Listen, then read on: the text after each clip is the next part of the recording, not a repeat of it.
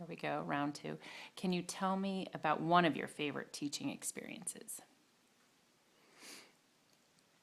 I think that I can't right now think of. I read that one, and that was one that. That's okay. I We can mean, move on. We have lots of other I questions. We can can go back answer to it. that maybe. Well, or just think about it in the back of Okay, your head, and okay. I'm sure something will pop in.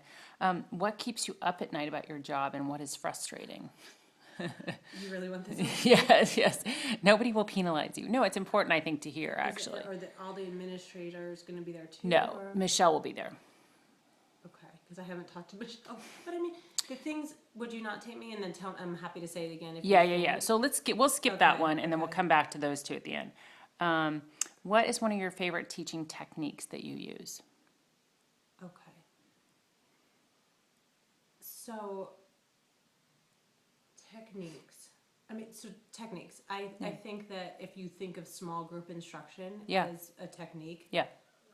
that would be how I most prefer to deliver any curriculum, because we'll introduce concepts kind of as a whole group, and then we always break into small groups, and that's the way I can modify things to meet all of the girls' needs. So we sometimes will have lessons like the friendship. We're all going to do that. But then with literacy, there's just no way for me to really have a lot of whole group instruction. So I'd say really breaking down into, smaller groups that we can delve into, whether it's guided reading or, Lucy Calkins' writer's workshop, just to get into the To drill nitty-gritty. down. And maybe out of one of those, have you had a really interesting or different teaching experience, maybe out of the small school instruction, or some of the ideas that you said that you had, like this friendship sounds really cool, right?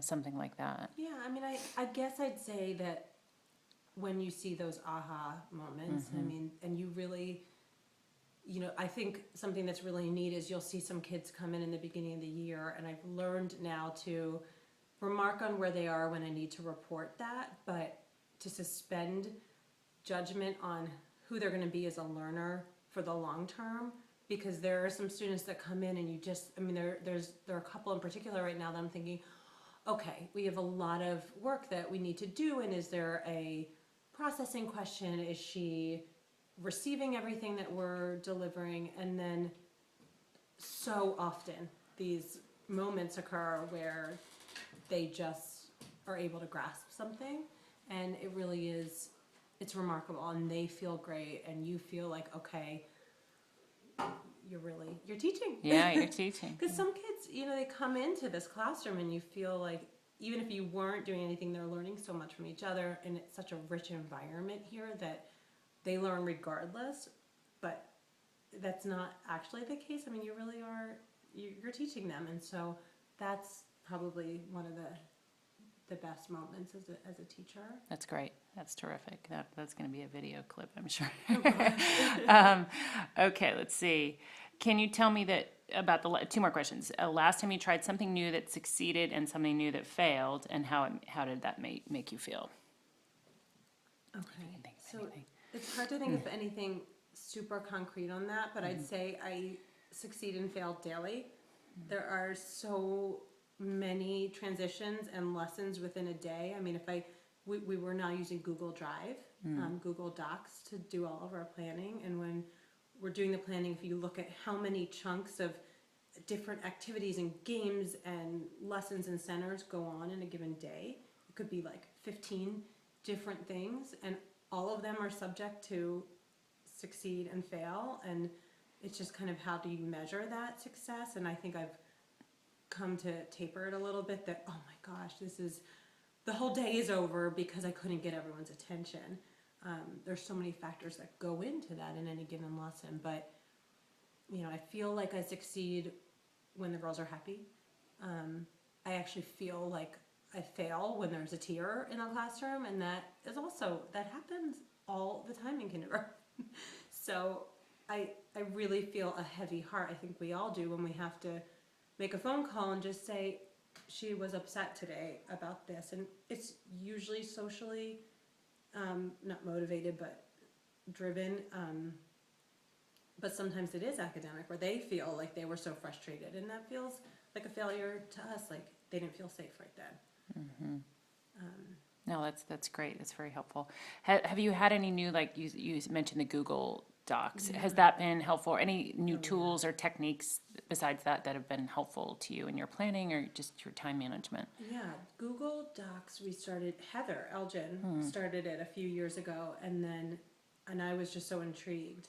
Just thought it was something, how am I ever going to understand what this is? But yes, that's how we plan. I used to use this old lesson plan book, and it would get Right. wet and soggy outside. And now Rachel Winter and I will use this, and you'll see it'll be like a Saturday afternoon, and I'll have one of these crazy ideas, and I'll just be able to write it in. And sometimes she's online too, and we'll get into a collaboration right then, or else we just have our own like natural coding of this is a 15-minute period. We didn't write anything in. What about this idea?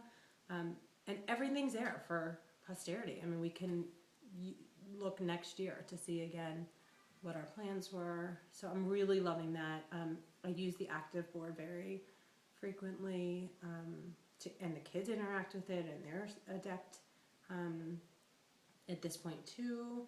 And we're testing out different ways to use the laptops and iPads. We have them in here at least for a small group twice a week for Alexia or some sort of application we've found on the iPads.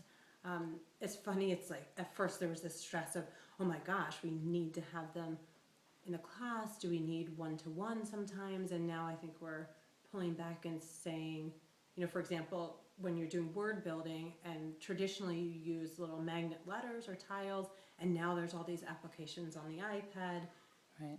and there's just that feeling like, oh, we have to use the iPad, but it's not actually necessarily better. So just learning when it's appropriate. What works, what doesn't. Yeah. Yeah. Okay, great. And then the last question is, if you could change one thing about education, what would it be?